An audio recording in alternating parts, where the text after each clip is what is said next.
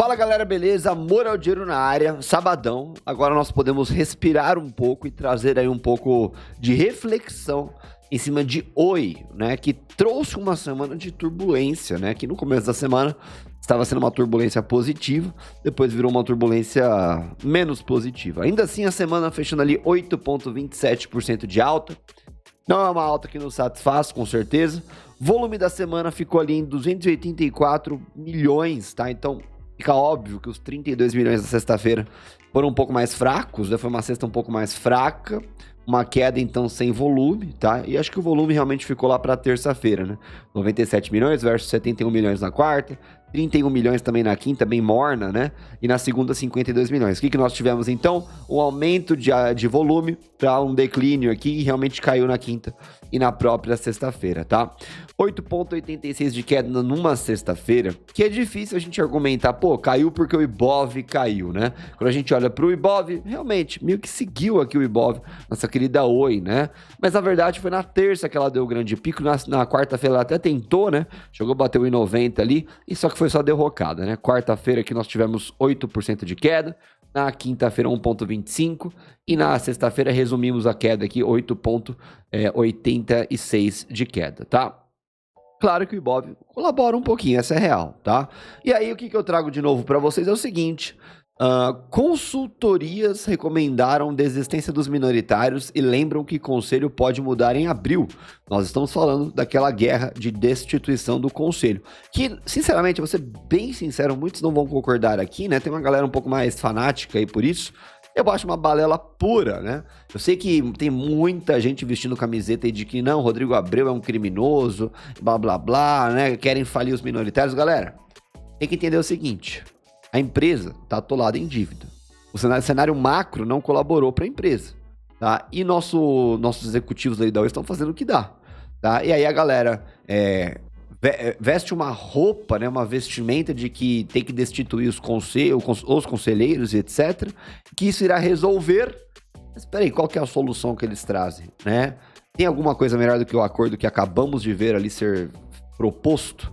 Tá? Qual que é a melhor solução, então, né? É muito fácil você endeusar alguém, né? Colocar ali um personagem para ser o seu herói, mas qual que é a solução que esse personagem traz, né? O que então a chapa ali, Tempo Capital, Victor Adler e Vic DTVM iria trazer de diferente, né? Já pensaram nisso? Não existe, né? Não existe resposta para essa pergunta, né? O que a gente tem é somente paixão ali, né? Discursos e raivas ali apaixonadas sobre o que está acontecendo, mas acho que falta aceitar um pouco a situação da Oi, né? E aí entender que é um acordo, né? Que a Oi está passando por alguns perrengues ainda, que tem alguns pontos positivos que podem salvar o ativo, no curto prazo, talvez médio prazo, tem, tá? Mas tem que ter paciência. Então olha lá, a justificativa da desistência da chapa dos minoritários para o conselho da Oi tem por trás a indicação de relatórios das consultorias ISS, né? Que é a Institutional Shareholder Services e Lewis Glass. Recomendaram contra o prosseguimento da disputa. Segundo apurou o Teletime, as empresas atuam por procuração, representando fundos de hedge, fundos mútuos e organizações similares detentoras de ações. Com as recomendações, os minoritários optaram por não seguir adiante com a eleição porque não receberiam apoio da maioria dos acionistas. Pelo menos neste mês, já que em abril haveria outra janela de oportunidade. Tá? Tanto a ISS quanto a Lewis Glass recomendaram não apoiar o pedido de destituição do conselho. As próprias empresas não teriam conseguido mais procurações no sentido de apoiar o trio, né? Justamente, Tempo Capital, Victor Adler e Vic DTVM. Segundo apurou este noticiário, pelo menos o relatório da Institutional Shareholder Services é datado de 6 de março, 4 dias depois da Oi entrar com o pedido de abertura da segunda recuperação judicial, tá? O documento diz que os proponentes não chegaram a uma justificativa para a substituição da totalidade do conselho de administração atual, formado por conselheiros 100% independentes. Diz que, apesar de incluir indicados com reputação e bem qualificados, não haveria justificativa declarada, tá vendo? Não existe, né? Para que esse novo conselho conseguisse reverter as preocupações potenciais aqui e causar um impacto positivo. E esse link aqui, inclusive, leva para a matéria da nova recuperação judicial, tá bom? Bonitinho aqui, ó, dia 9/3, vamos abordar também, tá? A gente vai abordar também.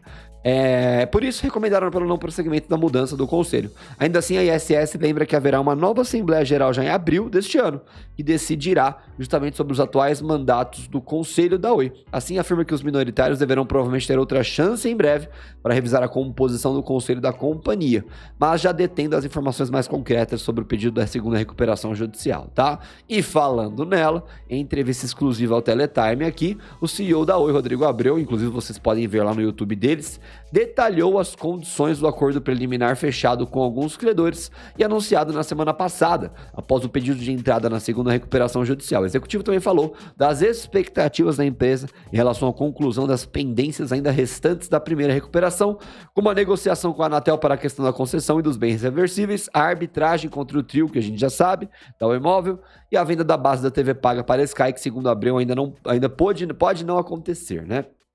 O executivo explicou na entrevista que o foco agora é a reestruturação junto a credores financeiros, sem afetar os acordos com os fornecedores. Segundo o próprio Abreu, os termos que estão sendo negociados com parte dos credores prevêem na prática que metade da dívida atual seja convertida em ações da companhia para aqueles que fizerem novos aportes. Para os credores que não fizerem aportes, 70% do valor da dívida vira ações. Após essa conversão, 80% do capital será detida pelos antigos credores e 20% pelos atuais detentores de ações da companhia, o que tende a levar a uma diluição dos atuais acionistas. Segundo Abreu, a expectativa é que a Oi seja uma empresa mais forte e, portanto, mais valorizada ao final do processo. E é aqui que mora o bizu que muita gente não está entendendo, tá? O que você prefere ter?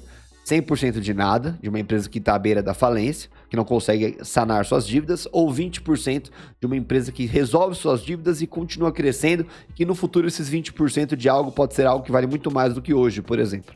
Tá? Isso que a galera tem uma mente um pouco mais fechada. Galera, não tem o que fazer, eles estão fazendo o que dá, tá bom? E eu prefiro ser dono de 20% de alguma coisa que venha a valer mais do que vale hoje, em termos de cotação, por exemplo, tá?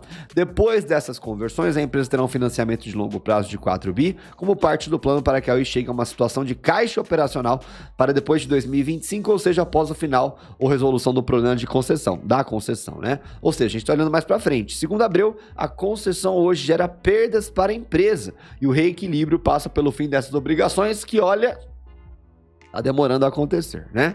E ainda, segundo Abreu, o acordo com a Vital não é para o aporte financeiro, e sim no conjunto de acordos relacionados a passivos onerosos, que na prática são compromissos financeiros. O que houve é um desconto de 50% no contrato de pagamento de longo prazo à Globenet pelos próximos 4 anos. A Oi tem um acordo desse tipo com a Globenet, hoje parte da Vital, e com a SES, a prestação de serviço de TTH, tá? Mas é importante destacar que a Vital não está dando desconto nos valores cobrados pelo uso da rede. O papel da Vital nesse momento é apenas o servir como garantia para os novos aportes que a empresa vier a receber. E a Anatel, lembrando, a gente já falou sobre isso, né? O que não permite que a Oi reduza a menos de 20% da participação da Vital, não pode vender tudo, né? E para abrir as restrições que a Oi tem hoje a uma diminuição da sua participação da Vital só existem enquanto há um entrave das concessões. Mas ele destaca que esse assunto obrigatoriamente desaparece após 2025. E já está quase aí também, quando vence as concessões. Um aspecto importante da reestruturação é o que acontecerá com a ClientCo, ou unidade dedicada aos serviços de banda larga prestados pela empresa. Abreu explica que a criação da unidade não significa que ela será vendida, mas que ela poderá ter outras alternativas de capitalização, como uma futura abertura de capital específica, ou um processo de fusão e aquisições, ou ainda a entrada de um novo acionista. Ele destaca que a ClientCo é o coração da empresa e é o que carrega o negócio para frente. Mesmo que a ClientCo seja colocada como garantia, essas garantias só serão executadas se der tudo errado, o que a Oi espera que não aconteça, obviamente, né? Então fiquem mais tranquilos aí.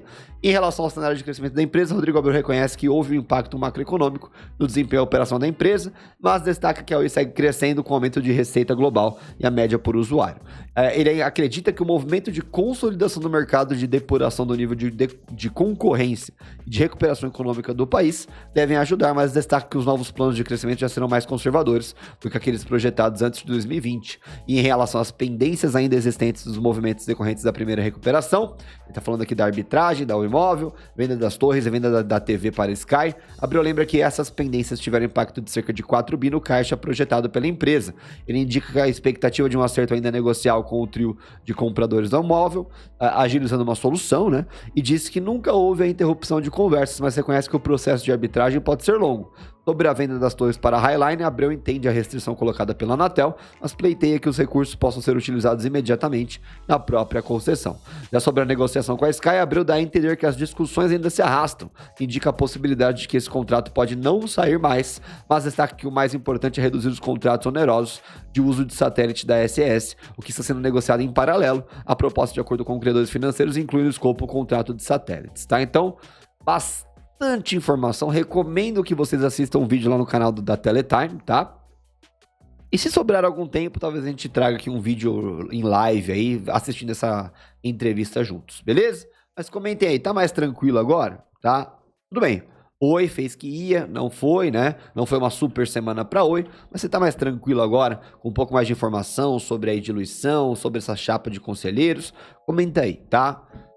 Tem que seguir tranquilo, galera. Veja o vídeo da Banrisul, se você quiser um ativo um pouco mais conservador. Acabou de sair, deixa o like, se inscreve, comenta, compartilha, aquelas coisas todas. Vire membro do canal, plataforma de day trade na descrição.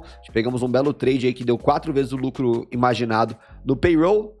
Enfim, tamo junto, partiu.